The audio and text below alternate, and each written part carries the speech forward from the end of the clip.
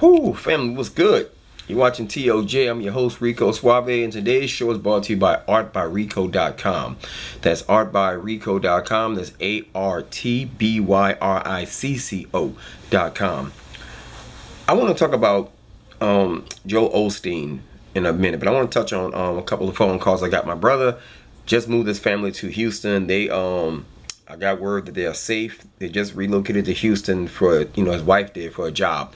And it just let us know that they didn't get in the flood zone.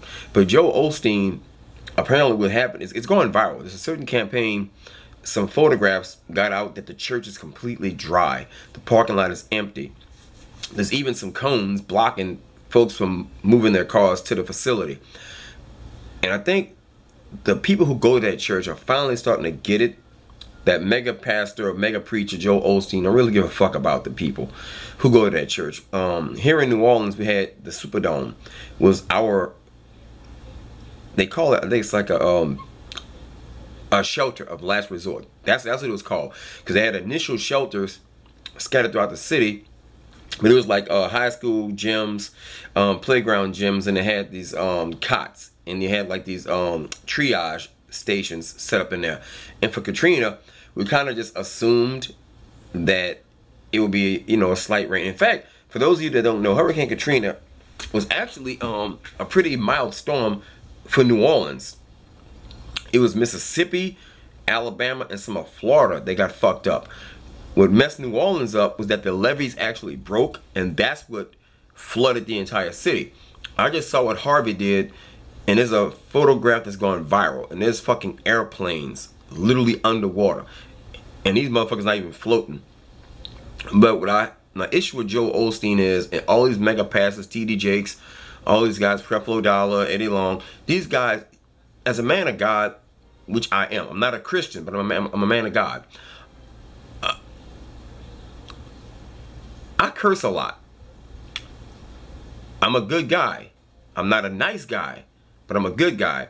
As an overall good guy, I have a good heart. If I was to be one of these people in a position to be worth 100 million, 45 million, 50 million, to whom much is given, much is required. Meaning that if you're blessed, then you be a blessing to other people.